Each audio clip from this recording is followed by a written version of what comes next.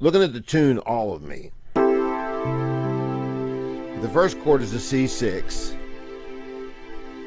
The next chord's an E7. The next chord's an A7. And then we get a D minor 7.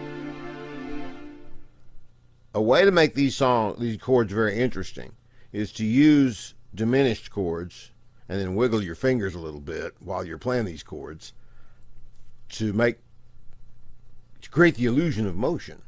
It really isn't an illusion, but you know, you're still playing the same chord, you're just moving around on it. So you get this.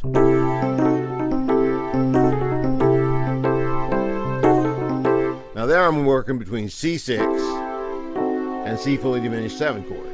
And this is accomplished by simply moving E and G down to E flat and G flat.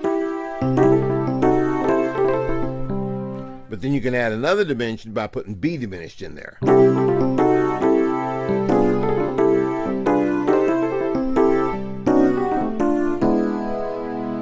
notice it got me to E7 real nicely.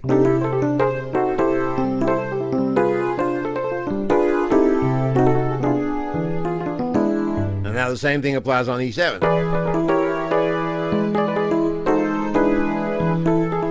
I just used both of those diminished, E diminished and E flat diminished against E7.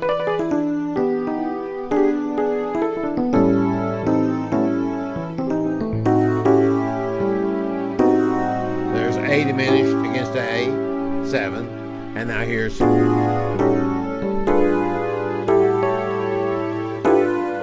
using essentially G sharp diminished. It's the leading tone, right? A7, the leading tone is G sharp. Now the D minor, I just worry about the C sharp diminished.